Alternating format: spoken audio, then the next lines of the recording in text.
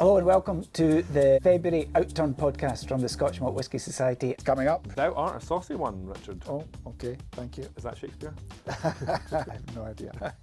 Every bottle has a unique name. Have you ever named a bottle? Oh, aye, absolutely. Oh, aye. Yeah. The Halloween bottling, for fuck's sake. Tell us about our vaults collections, Calum. I think I mentioned vaults collections already, Richard, but I can do it. You want to hold it like you're my glamorous assistant? Like the shopping channel. I'm Richard Goslan, editor of the Society's members magazine Unfiltered, and delighted to be joined once again by Calum from the Spirits team. It's becoming a regular occurrence this year. I think the audience demands your presence, Calum. We can't do the podcast without you anymore. Well, for your I don't mind insights. giving somebody else a try, a shot if they want. No, you're doing so well that we want to keep you Please don't build it up. in the hot seat. So we're looking ahead to the February Outturn. Lots of great whiskies coming out, as usual, from the Scotch Malt Whisky Society. We're going to run through a few of them, talk about some of the interesting bottlings and what's in store for members. But we spoke last month about some of the things that new members, maybe in particular, need to know about the society to kind of understand how we work. How it all works, yep. And how to get the most out of their membership. So we thought we'd kind of carry on from that. And I think maybe we mentioned the tasting panel last month, but we didn't really dig into what the tasting panel is all about. And people who join the society, inevitably they're going to hear this phrase, the tasting panel. So maybe we should talk about what is the tasting panel. Well, I can't remember what we talked about last time because it's, you get me in front of the lights and it's all a bit of a blur. Well, it doesn't matter. What is the tasting panel? Well, you actually have been on the tasting panel for a lot longer than I have, Richard, haven't you? I've been on it a few years now. Yeah. I am on the tasting panel as well, but I've only done it a couple of times. What is it? I guess. Well, essentially, in the beginning, I guess, like a bit like the society, the way things started off, it literally would have just been, sampling the bottles, sampling the whiskey before you bottle, and then just to make sure that it's okay and it's good and there's nothing wrong with it before you put it in a bottle. But obviously, over the 40 years that we've been around, it has evolved a lot more than that, and it's quite prestigious to be part of the tasting panel. You have to set a sensory evaluation. We take it very seriously because it's very important, because it is the core of what we do. But at the same time, when it comes to coming up with all the flavour descriptions, we like to have a lot of fun with it. So it's actually a really, really good thing to do. Yeah, but it's about, fundamentally, I suppose, it's about real quality control. Because I think, I don't know how things work specifically in other whiskey companies, but I've not heard of other companies which have an actual panel which evaluates each and every sample, and that kind of, level of attention to detail and, the real efforts that go into putting a group of people together to evaluate every single sample that could potentially end up in one of the society's bottles. Yeah, I mean, that is part of what we do, is part of what we're famous for, is this infamous tasting panel, and and that's where we decide what flavour profile it's going to fall into, where we're going to get the names from, and we can maybe discuss a little bit more about how it actually works. We have very experienced... Tell us how it works. chair panellists who've been doing it for a very long time, and you have to have 4 people minimum in each panel. Okay. We have, there's a big pool of people from all over the place that have sat the sensory evaluation and are able to sit in the panel. We now have an app, actually, so you're sitting on a laptop when you're doing it now. So you have no more than 10 samples, because I guess after 10, it's a bit too much. You need to concentrate. And you will basically go through the different steps. So you will nose it, you will taste it, undiluted, before you add water. And for each step, those first 2 steps, you're writing what flavours you get from those. And then you go on and add water, and then you'll write what flavours you get from those, and the difference between before you reduced it and after you added water. And then the 5th step is that as a group, you'll then discuss the whiskey. And you'll share. I mean, they all get all the notes get sent to the chair anyway, and he has to bring all the notes together and the flavour profiles, and he'll come up with maybe someone said something interesting that they want to pick up on, or maybe it becomes part of the discussion at the end, and that's where he comes up with the name. He or she comes up with the name. I was going to ask about the names. Obviously, people know the society for every bottle has a unique name. Have you ever named a bottle? Yes. Oh, aye. Absolutely. Yeah.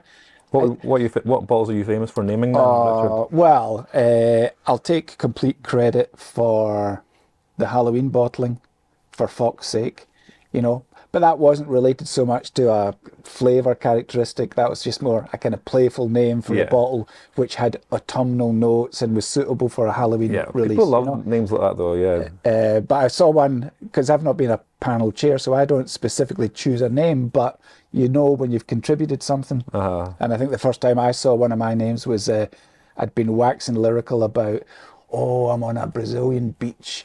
I've got notes of caipirinha and I'm relaxing in a hammock on the beach. And it was taking me back to a holiday, Nice. with these kind of lime notes. And, suddenly I was transported back to this beach. And then I saw the bottle come out, and it's, there's a period of time between the tasting panel and the bottle being released. And it was Brazilian beach hammock. And I was like, oh, yes, that's one of mine.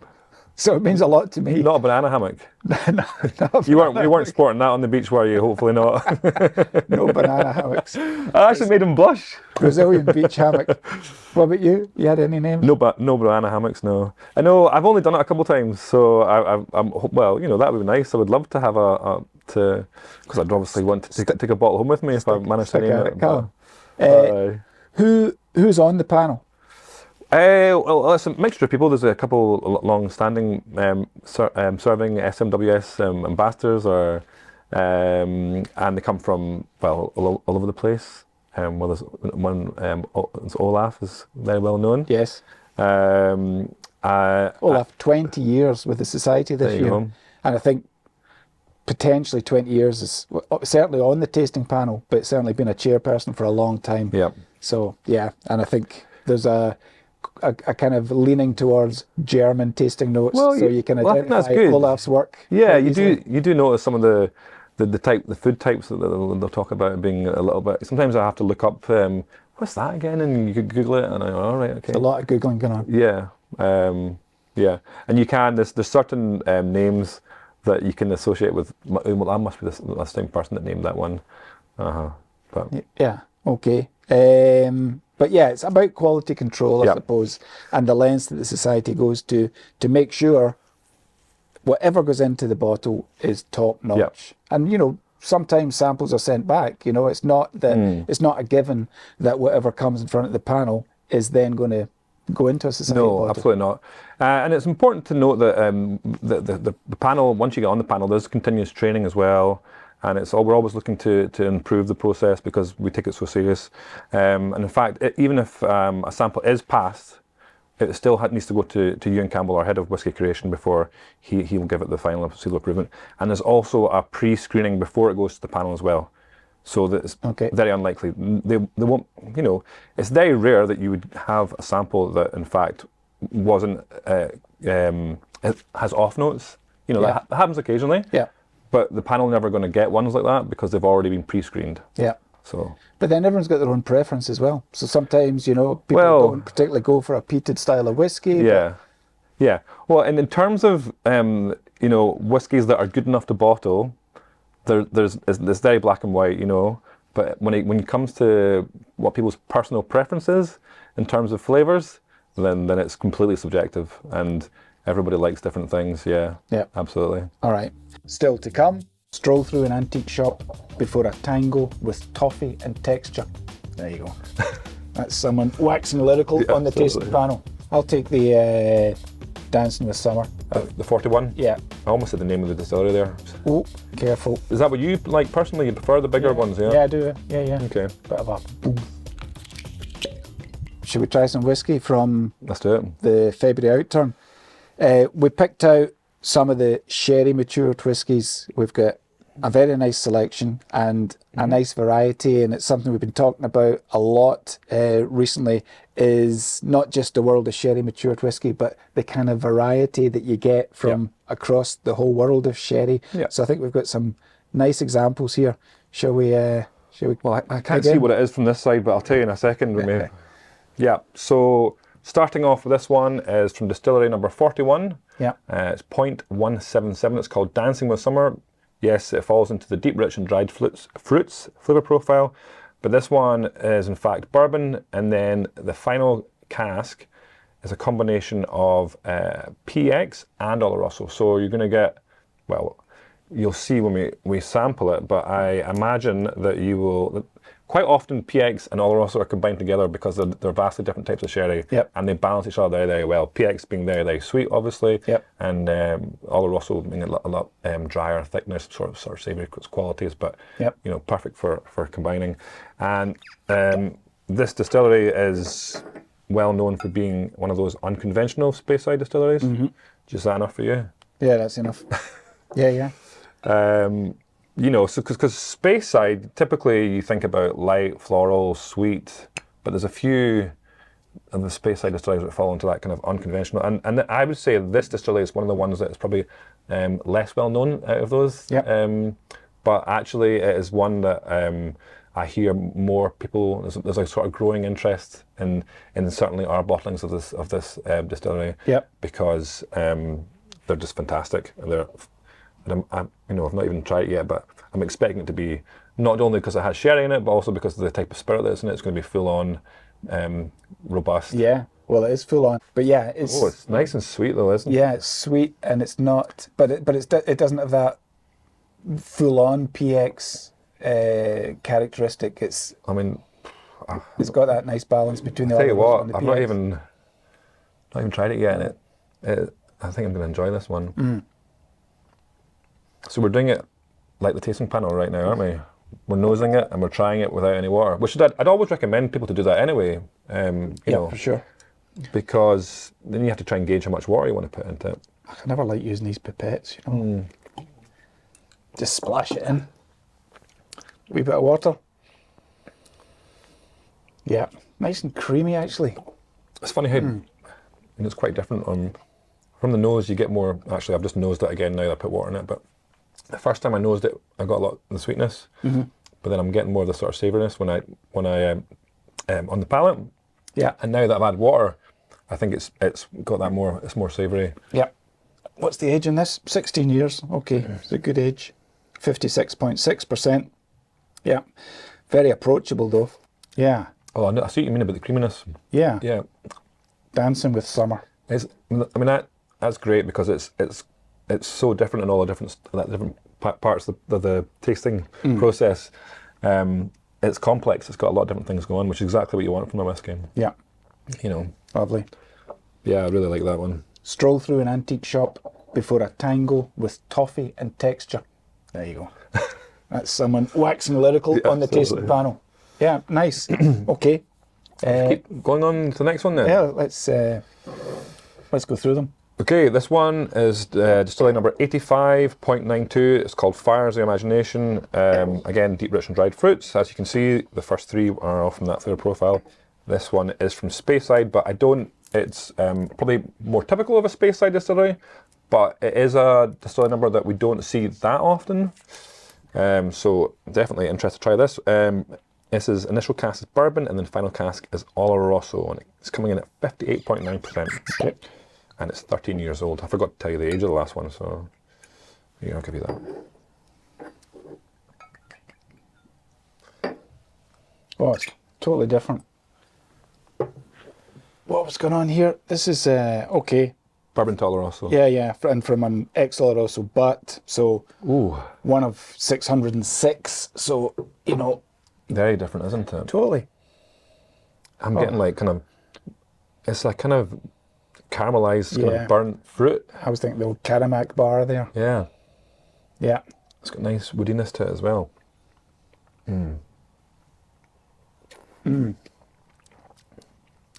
There's something off the grill, grilled pineapple.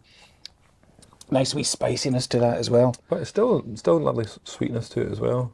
Yeah. They're extremely different from the first one. Yeah. But I actually really enjoy that one as well. Yeah. Very different character. I'm getting sort of more kind of toffee, a bit like the caramel thing, but it's like burnt toffee. Yeah. It's got the wee kind of bitterness to it. Yeah. Very nice. Okay. Shall we just race through them? Let's just go for it. All right. On you go. I mean, this is midday and I still have work to do, but Yeah. and my boss is sitting out there as well. It's all in the line of duty, Calum. I know. Well, we're only having tiny sips, but I'm a lightweight, so. Well, that's the other thing about the panel. It's mostly, taste and use the spittoon, isn't it? Yeah, well, absolutely. Exactly. You got to be careful, and there is spittoons provided. And usually when I ever do it, it is the start of. You always seems to be first thing in the morning. So Yeah. definitely It could be quite early. But the thing is, well, that's interesting though, because even if you are using a spittoon, you're still going to get an effect from the alcohol. Uh-huh. You still do feel a wee bit. You've got a wee bit of an extra smile on your face. Well, especially after 10 samples, Okay, what have we got here? Okay, so this is distillery number 68, and it's 0.22. It's called A Cafe in Herz, which you've been to more recently than me, actually. We've both been there last year, because we're now in the new year. 15 years, and it's bourbon, and then it's into an XPX barrique, and it's 59.8%. Okay. So this is from the Highland region. This is a distillery that we see quite often, but it's it's a kind of, I was going to say fans' favourite, but members absolutely love this dram. Lovely wee distillery. We had a guy who came into a member that came into Glasgow who he bought every single bottle from number 68. He was a big fan. Okay. Yeah, and quite rightly so. It's beautiful. I was up there, and they have the greenery that grows up the side of the... In Pitlochry. Aye. I've not actually been into it's beautiful. the tour. Yeah, it's beautiful. Yeah, I've been to Pitlochry a couple of times, but I haven't. I need to do the tour. Yeah. It's gorgeous. Well worth a visit. Well, look at the colour in that. First of all, it looks a lot lighter than the other two, doesn't it? It's a lot more golden than kind of amber or kind of orangey it's brown. Also got that real caramel character though. I'm forgetting what. So this is PX, yeah. Oh wow! It seems a lot more delicate on the nose. It's nice to actually line them up together, and get that sense of variety from sherry maturation. Very different. Yeah, I think. Well, none of these are full sherry maturation, so I wouldn't necessarily describe them. There's ones out there that are a lot more full on in terms of sherry, which I'm not always my personal favourite. But these are all because they've been moved to a secondary cask. Yeah. And it's a matter of it's always a minimum of 2 years. It is more subtle, the sherry influence. Yeah. Yeah, which I really like because it's got a nice balance to it. Yeah. Some people go for a sherry bomb, but some people absolutely love a sherry bomb. And I mean, this is kind of verging towards that if you were going to pick one. But probably. This is probably the most delicate. But it's because this is very easy drinking. Yeah. It's got spice, but it's kind of vanilla spice. Yeah, nice comparison between these. If you, okay, nice to revisit them as well. We'll talk about this one. I don't think we're going to crack it open, but a very different character. Still a sherry matured whiskey, but completely different flavour profile. Yeah, well, I sometimes struggle with the colour. Is that heavily peated or is that medium peat? I think that's medium peated. Yeah, it's medium peat. So it's one we know the distillery is one that SMWS members would know very well because, everyone loves Islay. Yep. And this is one that we tend to see quite a lot, which is great because we all love it. Yep. But the 53s are a little bit different from other Islay malts, as in they're maybe slightly, I always describe it as the spirit tends to be light and floral with a kind of smoky edge to it, as opposed to a big hitting medicinal bonfire dram that you might get from some of the other ones. Yeah, but it doesn't have the iodine kind of. But that's why I bandage really quite character. like it. I think actually because it's a bit easier going. Yeah. Because I'm just sensitive. Yeah, sensitive soul. I can tell. But this one's different because it's got a sherry influence into it. So it's bourbon and then finished in PX. Yeah. And it's 15 years old. So whenever I've tried 53s with a sherry cask influence, they've always been fantastic. Yeah. It's a lovely combination, I think. Yeah. The kind of tempering the peat with that kind of sherry influence. And yeah, lovely combination. They're always very popular as well. Yep. Because, well, sherry and peat are always popular. Yep. Put them together. Yep. They always go quickly. So if that is one that you are looking at, I would definitely go for it quickly. Yeah, we're not going to open that one. That one's up for grabs. So yeah, lovely wee sherry selection for February for those of Very you enjoyable. who are that way inclined. Yeah. Any favourite out of these for you, Callum?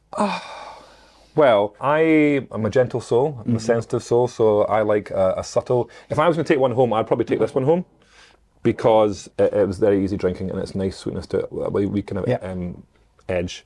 But if you're more inclined for a bigger sherry, a bit bolder, then I would say that. And I did really like that. Yep. But if I'm sitting at home, then I'm something a bit more easy sipping. Okay. But this was equally. We both really liked that as well. Yeah. And funnily enough, we didn't plan this, but that's kind of heavy, medium, lighter That's sherry a nice progression. Yeah. Yeah. I'll take the Dancing with Summer. The 41. Yeah. I almost said the name of the distillery there. Yeah. Oops. Oh, careful. Lovely. But yeah, nice wee progression. Is that what you like personally? You prefer the bigger ones? Yeah. Yeah, I do. Yeah. Okay. Bit of a boom. Yeah. Bit of an impact. Yeah. Okay, brilliant. Up next, these are the guys that were sitting in a sauna. We're drinking rye whiskey, and one of them says, "Listen, why don't we make our own rye whiskey? We've got the natural ingredient in Finland. Yeah.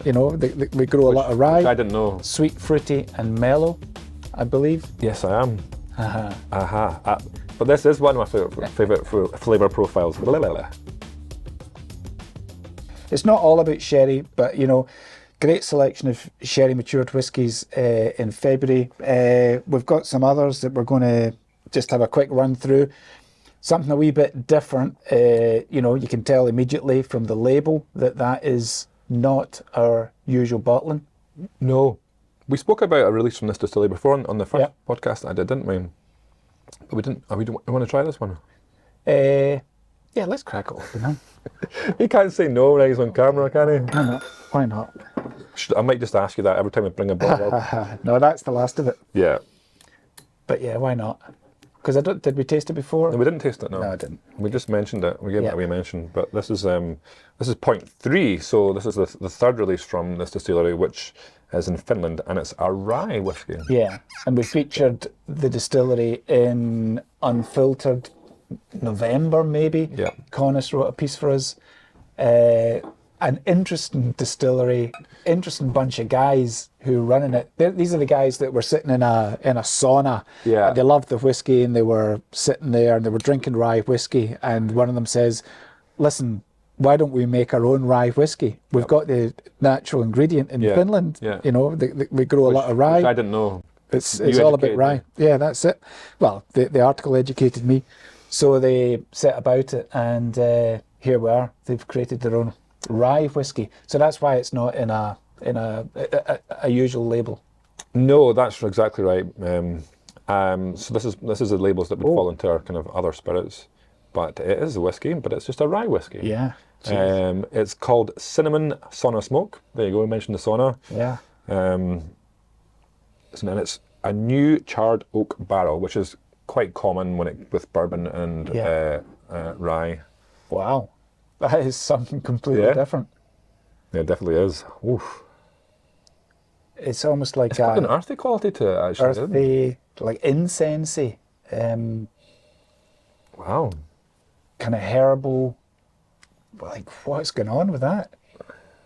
It's like wasn't what I was expecting, because No. I was expecting it just to be kind of a lot just the sweetness and more of a kind of the sort of cereal notes coming through, but it's more like they've put some kind of greenery on the coals in a sauna. It's like it's got a kind it does. I mean, herbal thing. Maybe it's like it definitely has a herbal what do quality they do? to They it. beat each other on the back with some sticks or something. I don't know. I don't want to look at the tasting notes because sometimes that ruins it, and it's good to get there yourself. But burning birch and pine wood heat, so it's definitely wood, which is why we're talking about the sauna. But yeah, it's got a little bit of a kind of rubbery kind of quality to it. That bicycle inner tube kind of. Yeah. That was one of the best bottle names I remember. What was that? An angel wearing welly boots in a sauna. I think that was one of Robin Lang's. Oh, I don't know. Maybe this is the part 2. I don't know. There's definitely like welly boots in a sauna with the birch twigs. Have you tried it yet? Yeah. It's very good, but very different. Wow, yeah. And it's quite young, isn't it? It's 5 years old. 5 years old. Yeah. Wow. A bit different. Very different. I was down. It was really interesting. I would recommend Probably might. giving it a shot. Absolutely. All right. Enjoyed it. Good. Let's see. This is also a different looking bottle. It's got a black label. Why has it got a black label, Calum? I love you just giving me the nod. It's got a black label because it is one of our older bottlings. Yeah. So, and it also comes to the pricing as well. Yeah, it's 20 years old, as you can see here. So we have our regular releases. Nothing we do is regular, but they have black label, and then on top of that we have our Vaults collection, which is our kind of most premium stuff. Yeah. And they tend to be older. Yeah. But it's not always to do with age. Yeah. Thou art a saucy one, Richard. Oh, okay. Thank you. Is that Shakespeare? Yeah, I have no idea. Duncan, you have to Google that.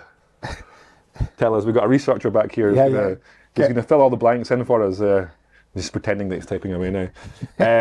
So this is a Speyside Distillery, distillery number 9, and it's 0.292. This is a distillery that I've bought a few bottles. In fact, I bought the same bottle a couple of times. I think it might have been 19 years old, but I just loved it. Yeah. Oh, just lovely. It's classic Speyside, isn't it? Classic Speyside.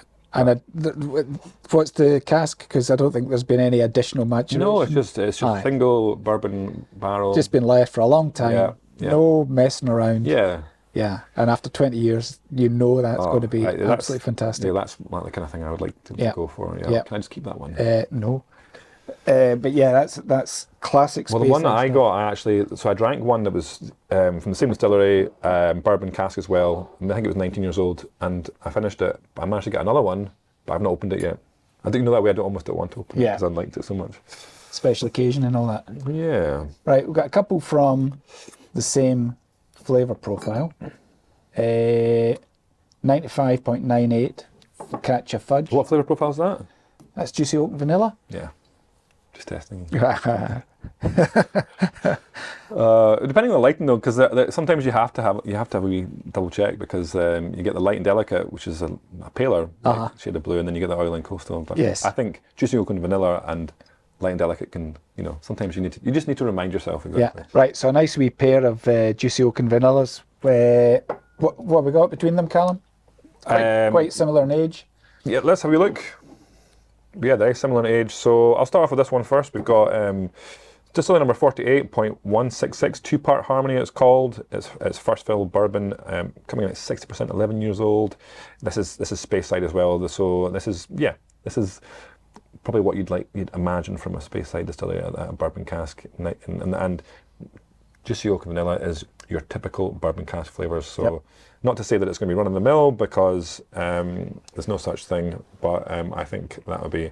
And then you go, a juicy example of this worm tub. So we like worm tubs. Yes. People get that excited about that. So that made me hint that the spirit's going to have a bit more character to it, because it's they use a traditional worm tub condenser. Yep.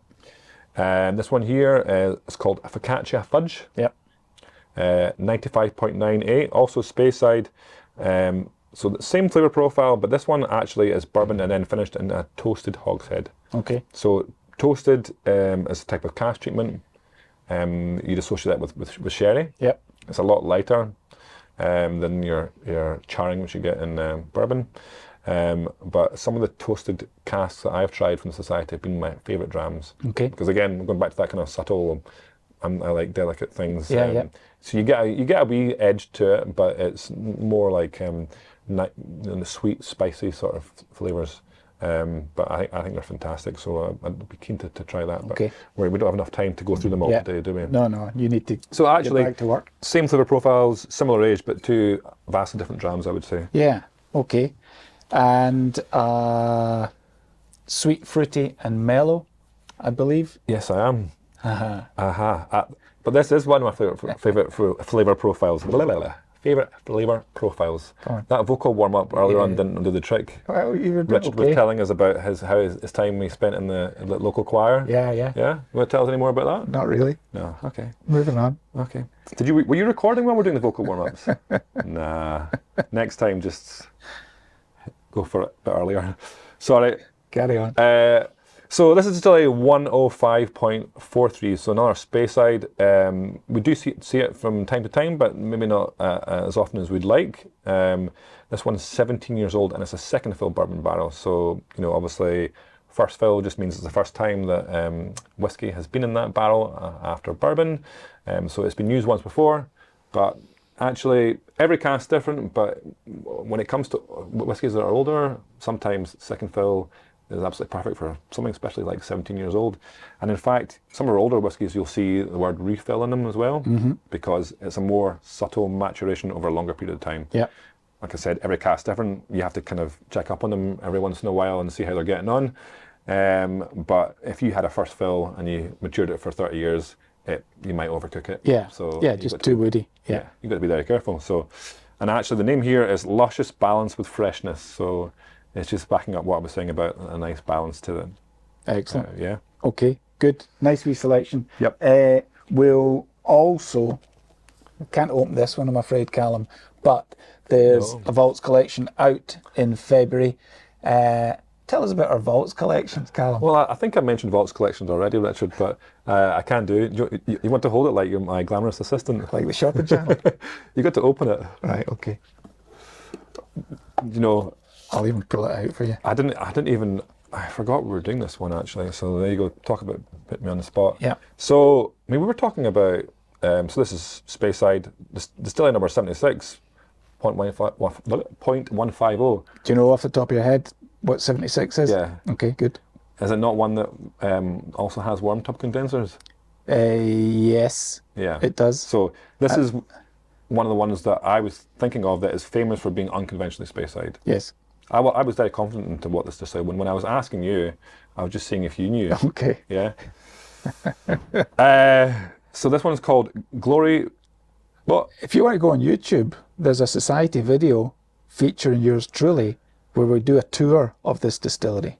Oh. So, and I think it's done very well, that video actually, because it's an interesting place. Yeah. The distillation process is kind of, I haven't been. it's kind of mad because it's not like a traditional double distillation. It's not a triple distillation. Yeah. It's some kind of mad percentage point between these two things. Yeah. And they explained it to me and I had to nod and say, okay, yeah, I have been to another famous distillery where they have a similar process and they have these charts on the wall and you think you understand it and then you go back and read it again and it just makes you more confused. Yeah, exactly. But you kind of have it for it's a also moment. with reusing It's gone. the spirit. And it ends up in this still called the wee witchy. I don't know, I've not been. Anyway, it's quite a process and it's an interesting place. It's cool. And it's sensational whiskey. I mean, well, when we're talking about unconventional Speyside, this is the name that is on everyone's lips. It is very well regarded, this distillery. This particular bottle here is 32 years old